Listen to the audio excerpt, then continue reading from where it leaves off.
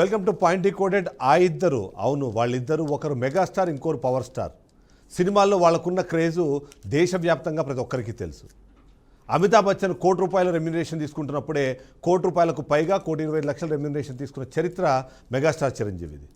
ఆయన స్క్రీన్ మీద కనిపిస్తే చాలు బాక్స్ ఆఫీస్ బద్దలైపోయేది. అదే కుటుంబం నుంచి వచ్చిన పవన్ కళ్యాణ్ కూడా అదే స్థాయిలో క్రేజ్ని, అంతకన్నా ఎక్కువ చరిష్మాని సొంతం చేసుకున్న అనడంలో ఎలాంటి అతిశయోక్తి లేదు. ఈయన డ్యాన్సులతోనూ యాక్టింగ్తోనూ ప్రతి ఒక్కదాంతో కూడా తన స్వాగ్ను చూపిస్తే పవన్ కళ్యాణ్ కేవలం మేనరిజాలతో కూడా ఆ స్వాగ్ని అలా కంటిన్యూ చేశారు. ఆ లెగసీ అన్నది, అందులో ముఖ్యంగా ఆ కుటుంబానికి సంబంధించిన ఫిల్మ్ లెగసీ అన్నది కంటిన్యూ అవుతూ వచ్చింది. మెగాస్టార్ ఎంత యాక్టివ్గా ఉన్నా పవర్ స్టార్ మాత్రము తన పవర్ని చూపిస్తూనే వచ్చారు. ఆ తర్వాత పరిస్థితులు మారిపోయాయి. పాలిటిక్స్లోకి ఆ కుటుంబం ఎంటర్ అవ్వాలనుకుంది. అందులో భాగంగానే ప్రజారాజ్యం పార్టీ పేరుతో చిరంజీవి పాలిటిక్స్లోకి రావాలని ప్రయత్నం చేస్తే ఆయనకి సహాయకారులుగాను ఉన్నారు నాగబాబు, అలాగే పవన్ కళ్యాణ్. యువరాజ్యం పేరుతో తను ఒక వింగ్ని యాక్టివ్ చేసి అప్పట్లో తన ప్రసంగాలతో కానివ్వండి, తన హావభావాలతో కానివ్వండి యువతని ఉరు తొలగించిన ఒక పాయింట్ అయితే మనం గతంలో చూసాం. ప్రజారాజ్యం పార్టీ టైంలో అలాంటి ఒక ఘటనని మనం చూసాం. ఆ తర్వాత మరొకసారి పరిస్థితులు మారిపోయి ప్రజారాజ్యం పార్టీ కాంగ్రెస్ పార్టీలో విలీనమైన తర్వాత జనసేనానిగా తను సొంతంగా ఒక పార్టీని పెట్టుకొని మరొకసారి రాజకీయాల్లోకి వచ్చారు పవన్ కళ్యాణ్. అయితే వాళ్ళిద్దరికీ సంబంధించి ఇద్దరి కెరీర్స్ని ప్రతి ఒక్కరూ కంపేర్ చేసే ప్రయత్నం చేస్తుంటారు. అంతేకాకుండా వాళ్ళిద్దరిలో ఉన్న పోలికల్ని కానివ్వండి, వ్యత్యాసాలని కానివ్వండి డిస్కస్ చేసే ప్రయత్నం చేస్తుంటారు. చిరంజీవి తను సొంతంగా ప్రజారాజ్యం పార్టీని పెట్టి ఎవరి మద్దతు లేకుండా, ఎవరికి మద్దతు ఇవ్వకుండా తను అధికారంలోకి వచ్చే ప్రయత్నం చేశారు. కానీ అదే జనసేన కాస్త డిఫరెంట్గా అయితే ఉంది. ఈ నేపథ్యంలోనే వాళ్ళిద్దరినీ మనము కంపేర్ చేసే క్రమంలో ఆ ఇద్దరి జీవన ప్రయాణము, రాజకీయ ప్రయాణం ఎలా సాగింది, ఎలా సాగుతుందనే విషయానికి సంబంధించిన పాయింట్ని డీకోడ్ చేసే ప్రయత్నం చేద్దాము. అందులో భాగంగా ఫస్ట్ క్వశ్చన్ మనం చూడాలి. ఫస్ట్ క్వశ్చన్లో ఖచ్చితంగా చిరంజీవి అలాగే పవన్ కళ్యాణ్కు సంబంధించిన పోలికలు, వ్యత్యాసాలు ఏంటి అన్నది మనకి ఫస్ట్ క్వశ్చన్గా చూడాల్సి ఉంటుంది. ముఖ్యంగా ఒకే కుటుంబం నుంచి వచ్చిన ఇద్దరు సినీ నేపథ్యం నుంచి వచ్చినా సరే రాజకీయాల్లో తమదైన పాత్రను పోషించే ప్రయత్నం చేశారు. తమదైన స్టైల్లో దాన్ని నడిపించే ప్రయత్నం చేస్తున్నారు. అందులో ముఖ్యంగా చిరంజీవికి సంబంధించి చూసినప్పుడు ప్రజారాజ్యం పార్టీ అనే ఒక పార్టీని స్థాపించి తను పూర్తి స్థాయిలో కొత్త తరహా రాజకీయాలకు అంకురార్పణ చేయాలనే ఒక ప్రయత్నం చేశారు. గతంలో ఉన్నట్టుగా పార్టీలను విమర్శించే పద్ధతి కాకుండా ప్రజలకు ఏం చేస్తామో దాన్ని మాత్రమే డిస్కస్ చేసి తద్వారా ప్రజల్లోకి వెళ్ళి వాళ్ళ మన్ననలు పొందాలనే ప్రయత్నం చేశారు. అయితే చిరంజీవి ప్రయాణం అన్నది తాత్కాలిక రాజకీయ ప్రయాణంగానే మనం చూడాల్సి ఉంటుంది. ఆయన ప్రయాణం ప్రారంభించిన తర్వాత 2004లో ఆ తర్వాత జరిగిన పరిణామ క్రమాలు ఏవైతే ఉన్నాయో వాటిని మనం అబ్జర్వ్ చేయాల్సి ఉంటుంది. 2009లో ఆయన రాజకీయంగా ప్రయాణం ప్రారంభించారు. కొద్ది కాలం పాటు మాత్రం 18 సీట్లు సాధించి ఆ తర్వాత కొద్ది కాలం పాటు అంటే ఆయన అధికారంలోకి వస్తారని అనుకున్నారు. ఎందుకంటే ముఖ్యంగా ఎన్టీఆర్ రాజకీయ ప్రయాణాన్ని చూసినప్పుడు పార్టీ పెట్టిన 9 నెలల్లోనే ఆయన సీఎం అయ్యారు. అదే తరహా పరిస్థితి ఉంటుంది చిరంజీవికి అన్నది ఆయన భావించారు. కానీ 18 సీట్లకు మాత్రమే ఆయన లైఫ్ అన్నది కన్ఫర్మ్ అయింది. అక్కడికి స్టాప్ అయింది. దాంతో ఆయన ఎక్కువ కాలం పార్టీని నడపలేకపోయారు. ఆ తర్వాత పార్టీని కాంగ్రెస్ పార్టీలో విలీనం చేసి కేంద్ర ప్రభుత్వంలో ఆయన భాగస్వామిగా మారారు. అదే జనసేనానికి సంబంధించిన రాజకీయ ప్రయాణాన్ని చూస్తే మాత్రం చాలా డిఫరెంట్గా నడిపించారు. 2014లో పార్టీ పెట్టిన కొద్ది నెలల్లోనే అధికారంలోకి రావడం అన్నది అసాధ్యమనే ఒక పాజిటివ్ దృక్పథాన్ని, ఒక లాజికల్ దృక్పథాన్ని కలిగి ఉన్న పవన్ కళ్యాణ్ మొదటి ఎన్నికల్లో కూటమిగా ఏర్పడిన టీడీపీ అలాగే బీజేపీకి మద్దతిచ్చి ఇటు రాష్ట్రంలో చిరంజీవి, అటు కేంద్రంలో మోదీ అధికారంలోకి వస్తే తప్ప ఇక్కడ ఆంధ్రప్రదేశ్, విభజిత ఆంధ్రప్రదేశ్ అలాగే దేశం బాగుపడే అవకాశం లేదంటూ తను చెప్పే ప్రయత్నం చేశారు. దాని కారణంగానే ప్రశ్నించడానికే పార్టీ పెట్టాను అంటూ ఆయన చేసే ప్రయత్నం చేశారు. ఆ తర్వాత ఆయన ఏదైతే అప్పుడు చేసిన ప్రయాణం కారణంగానే అప్పుడు కూటమి ప్రభుత్వం అధికారంలోకి వచ్చింది. ఆ తర్వాత 2019లో విడిపోయి ఆయన ఇండివిజువల్గా కూడా పోటీ చేసే ప్రయత్నం చేశారు. అప్పుడు దెబ్బతిన్నారు. ఆ తర్వాత జరిగిన పరిణామాలన్నీ కూడా మనందరికీ తెలుసు.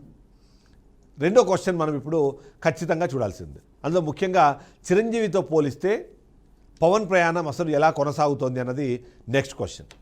ఈ క్వశ్చన్ ఖచ్చితంగా మనం చూడాల్సింది. ఎందుకంటే ఆయన గతంలో చిరంజీవి అధికారంలోకి రావడానికి ప్రయత్నం చేసి 18 సీట్లకు పరిమితమైన తర్వాత ఎక్కువ కాలం పార్టీని నిలపలేక, పార్టీలో నిలుపుకోలేక అప్పుడు జరిగిన పరిణామ క్రమంలో రాజశేఖర రెడ్డి మరణం తర్వాత జరిగిన పరిణామ క్రమంలో ఆ పార్టీని కాపాడుకోవడం కష్టమవుతుంది అనే సమాచారం కానివ్వండి, ఆ ఇబ్బందుల్లో ఆ రోజు పార్టీని కాంగ్రెస్ పార్టీలో విలీనం చేశారు. కానీ పవన్ కళ్యాణ్ మాత్రం అలా చేయట్లేదు. 2014లో కూటమి ప్రభుత్వానికి మద్దతు ఇచ్చినా వాళ్ళు అధికారంలోకి వచ్చిన తర్వాత తప్పు జరిగినప్పుడు ప్రశ్నించే ప్రయత్నం చేశారు. 2019లో ఆ కూటమితో విభేదించి కమ్యూనిస్టు పార్టీలతో జతగట్టి అటు బీజేపీ ఇటు టీడీపీ ఈ రెండు నాశనం అయితే తప్ప రాష్ట్రాన్ని మనం కాపాడుకోలేమనే మాట మాట్లాడారు. 2019లో రాష్ట్రానికి జరిగిన నష్టాలకి కారణం ఎవరంటే కేంద్రంలో ఉన్న మోడీ, రాష్ట్రంలో ఉన్న బాబు అంటూ ఆయన స్పీచ్లు ఇచ్చారు. లోకేష్కి సంబంధించిన అవినీతి గురించి కూడా మాట్లాడారు. అదే సందర్భంలో జగన్మోహన్ రెడ్డి అధికారంలోకి వస్తే ఎలాంటి పరిస్థితులు ఉంటాయనే విషయాన్ని కూడా ఆయన చెప్పే ప్రయత్నం చేశారు. అంతేకాదు, ఎట్టి పరిస్థితుల్లోనూ జగన్మోహన్ రెడ్డి అధికారంలోకి రారు, ఇది శాసనం రాసుకోండి అన్నారు. కానీ 2019లో ప్రజలు డిఫరెంట్ తీర్పునిచ్చారు. ఆ తర్వాత ఈ జనసేన పార్టీ అప్పటికే టీడీపీతో విభేదించారు కాబట్టి బీజేపీకి ఒక స్నేహపూర్వకంగా వాళ్ళతో పాటు కలిసి నడవాలని చెప్పి నిర్ణయం తీసుకున్నారు. అలా కేంద్ర ప్రభుత్వంలో అధికారంలో ఉన్న బీజేపీతో కలిసి ఆయన ప్రయాణాన్ని ప్రారంభించారు. ఆ సందర్భంలో కూడా చాలాసార్లు చెప్పారు ఈయన బీజేపీలోకి విలీనం కాబోతున్నారు అని. కానీ విలీనం అన్న ప్రస్తావన లేకుండా, అలాంటి ప్రయాణం లేకుండా ఆయన ఇండివిజువల్గా పార్టీని నడుపుతూ వచ్చారు. 2023లో ఆయన కూటమి కట్టాలి, కూటమి కడితే తప్ప రాష్ట్రాన్ని వైఎస్ఆర్సీపీ నుంచి కాపాడలేము అనే ఒక స్టేట్మెంట్ ఇవ్వడము, అవసరానికి తగ్గట్టుగా ఆయన వ్యవహరించి కూటమి కట్టే క్రమంలో టీడీపీని బీజేపీని ఏకతాటిపైకి తెచ్చి ఆయన ముందుకు వెళ్ళారు. ఇప్పటికీ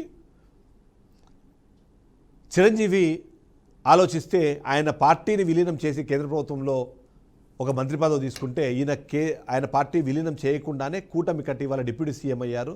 కేంద్రంలో తనకంటూ ఒక గొప్ప అవకాశాన్ని క్రియేట్ చేసుకున్నారు. అలా తను కేంద్ర ప్రభుత్వంలో కూడా ఒక భాగస్వామిగా మారిన పరిస్థితి కనిపిస్తుంది. సో ఈ విధంగా చూస్తే మాత్రం విలీనం చేయకుండానే ఆయన అనుకున్న రిజల్ట్స్ అయితే సాధించారు. అయితే 15 ఏళ్ల పాటు మేము కూటమిలోనే ఉంటామని ఏదైతే చెప్తున్నారో దానికి సంబంధించిన అంశం ఇప్పుడు కొత్త తరహా విమర్శలకు తావిస్తుంది. అందులో భాగంగానే థర్డ్ క్వశ్చన్ మనకు వస్తుంది. థర్డ్ క్వశ్చన్ జనసేన భవిష్యత్తుపై విమర్శలకు పవన్ ఎలా ఎదుర్కొంటున్నారు అన్నది. ఈ విమర్శలు ఎలా రియాక్ట్ అవుతున్నారు అంటే మాత్రం ఖచ్చితంగా మనం ఇక్కడ చూడాల్సిందే వచ్చిన విమర్శలు ఏంటి. ఆ విమర్శల్లో చంద్రబాబుతో ఈయన జత కట్టిన తర్వాత చిరంజీవికి అలాగే పవన్ కళ్యాణ్కి మధ్యలో ఆ కంపారిజన్ చేసే ప్రయత్నం చేస్తున్నారు. అందులో ముఖ్యంగా ఫిల్మ్ కెరీర్కి సంబంధించిన డిస్కషన్ అన్నది చాలా స్ట్రాంగ్గా చేసే ప్రయత్నం చేస్తున్నారు. అందులో కీలకమైన అంశాలు, పవన్ కళ్యాణ్ ఇప్పుడు డిప్యూటీ సీఎం పదవిలో ఉన్నారు, కూటమితో కలిసి అధికారాన్ని పంచుకున్నారు. కానీ ఏ కారణం చేతైనా 2029లో కూటమి విచ్ఛిన్నమైన, కూటమి అధికారంలోకి రాకపోయినా పవన్ పూర్తి స్థాయి పొలిటీషియన్గా ఉంటారా లేక మరొకసారి సినిమాలు చేసుకుంటారా అని. మీ అందరికీ గుర్తుంటే చిరంజీవి ప్రజారాజ్యం పార్టీని అనౌన్స్ చేసిన తర్వాత స్టాలిన్ అనే సినిమాని తన చివరి సినిమా అని చెప్పారు. ఆయన మరొకసారి రాజకీయాల నుంచి నిష్క్రమించిన తర్వాత మాత్రమే సినిమాలు చేశారు. కానీ పవన్ కళ్యాణ్ మాత్రం రాజకీయాల్లో ఉంటూ కూడా సినిమాలు చేశారు. చివరికి డిప్యూటీ సీఎం అయిన తర్వాత కూడా సినిమాలకు సంబంధించిన షూటింగ్లు చేశారు, వాటి రిలీజులు చేశారు, రిలీజ్కి సంబంధించిన ప్రమోషనల్ యాక్టివిటీస్లో పార్టిసిపేట్ చేశారు, అవన్నీ ఉన్నాయి. సో ఈ నేపథ్యంలో ఏ కారణం చేతైనా పవన్ కళ్యాణ్ అధికారానికి దూరం అయితే ఆయన మరొకసారి సినిమా ఇండస్ట్రీలోకి వస్తారు, అప్పుడు రాజకీయాల్ని పూర్తిగా వదిలేస్తారు అనే మాట చెప్పే ప్రయత్నం చేస్తున్నారు. అందులో ముఖ్యంగా ఏదైతే పవన్ కళ్యాణ్ ఆ విమర్శలకి ఎక్కువగా స్పందించారు, ప్రత్యక్షంగా అసలు స్పందించారు. ఆయన ఏదున్నా సరే అక్కడక్కడ మాట్లాడతారు. ముఖ్యంగా ఆయన ఇప్పుడున్న ఆలోచన మాత్రం పాలన పైన, అలాగే కూటమి ప్రభుత్వంలో ఆ బాధ్యతాయుతమైన పాత్ర అయితే ఉందో వాటిని కంప్లీట్ చేసే ప్రయత్నంలో ఉన్నారు. పార్టీ కాడని యాక్టివ్గా ఉంచడం కోసం ఆయన చేసే యాక్టివిటీస్ అవన్నీ కూడా రెగ్యులర్గా చేస్తూనే ఉన్నారు. ఈ నేపథ్యంలో చూస్తే మాత్రం ఖచ్చితంగా పవన్ కళ్యాణ్ కాస్త డిఫరెంట్గా రెస్పాండ్ అవుతున్నారనేది మనం చెప్పాలి. కానీ అధికారానికి దూరం అవ్వడము, దూరం అయిన తర్వాత ఏం జరుగుతున్నది అది ఫ్యూచర్లో మాత్రమే డిసైడ్ అవుతుంది. దాని గురించి ఇప్పుడు జరిగే డిస్కషన్ ఏదైతే ఉందో దాంట్లో ఆయన పార్టిసిపేట్ చేయాలని అనుకోవట్లేదు. అది మనకు ఆయన స్టైల్ ఆఫ్ పాలిటిక్స్ అన్నవి డిఫరెంట్గా ఉన్నాయని చెప్పడానికి ఒక ఎగ్జాంపుల్గా మనం చెప్పాలి. ఇక్కడ నెక్స్ట్ క్వశ్చన్ మనకు రైజ్ అవుతుంది, పవన్ రాజకీయం అన్నది ఏపీ భవితవ్యాన్ని ఎలా మారుస్తుంది అన్నది. ఇది పవన్ రాజకీయం అన్నదానికన్నా పవన్ను తీసుకునే డెసిషన్స్ ఏవైతే ఉన్నాయో ఆ డెసిషన్స్ రాష్ట్ర రాజకీయాలను ఎలా మారుస్తాయనేది కూడా మనం డిస్కస్ చేయాల్సిన అవసరం ఉంటుంది. ఎందుకంటే కీలకమైన అంశము 2014కి 2024కి మధ్యలో తేడా, 2019కి రాబోయే 2029లో తేడా ఏదైతే ఉందో ఇవన్నీ కూడా కేవలం పవన్ కళ్యాణ్ తీసుకునే నిర్ణయాన్ని ఆధారంగానే జరుగుతాయన్నది రాజకీయ విశ్లేషకులతో పాటు పార్టీలు కూడా భావిస్తున్నాయి. పవన్ ఎప్పుడైతే కూటమితో జత కట్టాడో అప్పుడు కూటమి అధికారంలోకి వచ్చింది. కూటమికి వ్యతిరేకంగా ఆయన ఎప్పుడైతే పోటీ చేశారో కూటమి విచ్ఛిన్నం అవడంతో పాటు అధికారానికి దూరమైంది. ఇక్కడ కీలకంగా కొన్ని విషయాలు మనం మాట్లాడుకోవాలి. ఆ అంశాలు ఏంటి అంటే, ఖచ్చితంగా ఏదైతే యాంటీ ఇంకంబెన్సీ ఉందో ఆ ఓటును చీల్చడం కోసమే 2019లో పవన్ కళ్యాణ్ బయటకు వచ్చి ఆయన పోటీ చేశారన్న ఒక మాట వినిపిస్తూ ఉంటుంది. కానీ పవన్ బయటికి రావడంతో పవన్ను సీఎం చేయాలన్న ఆలోచనలో ఉన్న చాలామంది వన్ సైడెడ్గా పవన్కి ఓటేశారు తప్ప చంద్రబాబు నాయుడిని అధికారంలోకి నుంచి బయటికి వెళ్ళాలనుకున్న వాళ్ళు పవన్ వైపు వెళ్ళలేదు అన్నది మాత్రం ఖచ్చితంగా మనకు అర్థమవుతుంది. ఆ కారణంగానే 2019లో రిజల్ట్స్ ఎలా వచ్చాయి మనం చూసాం. ఇప్పుడు 2029 ఎన్నికల వరకు మనం చూస్తున్నాం. 2024 ఎన్నికలు ఖచ్చితంగా చాలా ప్రత్యేకం. ఎందుకంటే 175కు గాను 164 సీట్లు ఈ కూటమి చేజిక్కించుకోవడంతో పాటు 21కి 21 సీట్లు జనసేన గెలుచుకుంది. 100% స్ట్రైక్ రేటుతో ఎలక్షన్స్లో నిలబడి గెలిచిన ఏకైక పార్టీగా జనసేన అన్నది ఖచ్చితంగా ఇక్కడ ఒక రికార్డ్ అయితే సృష్టించింది. ఇప్పుడు లోకేష్ని సీఎం చేయాలనే ప్రయత్నం జరుగుతోంది. ఆంధ్రప్రదేశ్ రాష్ట్రంలో బీజేపీ పుంజుకోవాలన్న ఆలోచనలో ఉంది. ఇలాంటివన్నీ జరుగుతున్నప్పుడు ఎలాంటి ఆలోచన విధానంలోకి పవన్ కళ్యాణ్ వెళ్తారు, ఎలాంటి నిర్ణయం తీసుకుంటారు అన్నది ఇప్పుడు నెక్స్ట్ ప్రశ్న. ఆయన చెబుతున్నట్టుగా, అందరూ భావిస్తున్నట్టుగా 15 ఏళ్ల పాటు కూటమిలో కలిసి నడవాలన్న ఆలోచన చేసి అది అలానే కంటిన్యూ అవుతే వచ్చే ఎన్నికలు ఎలా ఉంటాయన్నది కాస్త ఆలోచించాల్సిన అవసరం ఉంటుంది. అలా కాకుండా ఆయన విడిపోయి సొంతంగా సీఎం అవ్వాలని ఆలోచించిన, బీజేపీతో జట్టు కట్టి కూటమిని విచ్ఛిన్నం చేసినా సరే అది ఎవరికి నష్టాన్ని చేకూరుస్తుంది అన్నది కూడా మనం చూడాల్సిన అవసరం ఉంటుంది. ఈ నేపథ్యంలో పవన్ కళ్యాణ్ తీసుకునే నిర్ణయము ఏపీ భవితవ్యాన్ని ఖచ్చితంగా మారుస్తుంది, అది ప్రభావితం చేస్తుంది అన్నదైతే మనం చెప్పాల్సిన అవసరం ఉంటుంది. ఈయన తీసుకునే నిర్ణయాన్ని బట్టి వైసీపీ ఎలా వ్యవహరించాలి, వైసీపీ ఎలా ముందుకు వెళ్ళాలన్నది కూడా వాళ్ళు బేరీజు వేసుకుంటున్నారంటే మనం అర్థం చేసుకోవచ్చు పవన్ కళ్యాణ్ డెసిషన్ ఏ స్థాయిలో ఉంది అన్నది. మోస్ట్ ఇంపార్టెంట్ ఫ్యాక్టర్ ఇక్కడ ఆయన ఒక కులానికి కాకుండా, ఒక వర్గానికి కాకుండా రాష్ట్రం యావత్తు తన అభిమానులు కానివ్వండి, తనకు సంబంధించిన ప్రజలుగా మార్చుకునే ప్రయత్నం చేస్తున్న నేపథ్యంలో వచ్చే ఎన్నికల్లో గతంలో వచ్చినట్టుగా తక్కువ ఓట్ షేర్ కాకుండా ఎక్కువ ఓట్ని ఆయన చీల్చే అవకాశం ఉందన్నది కూడా క్యాలిక్యులేషన్ చేసుకుంటున్నారు. ఈ నేపథ్యంలో ఖచ్చితంగా మనం ఆలోచించాల్సింది, మనం చెప్పాల్సింది, ఎట్టి పరిస్థితుల్లోనూ పవన్ కళ్యాణ్ తీసుకునే నిర్ణయాన్ని బట్టి కూటమి భవితవ్యము, వైసీపీ భవితవ్యము, అలాగే రాష్ట్ర రాజకీయాలకు సంబంధించిన భవితవ్యం ఉంటుందన్నదైతే మనం ఖచ్చితంగా చెప్పాల్సింది. సో ఓవరాల్గా చూస్తే పవన్ కళ్యాణే ఇప్పుడు ఈ నిర్ణయాత్మక శక్తిగా మారారన్నది మనం యాక్సెప్ట్ చేయాల్సిన అంశం.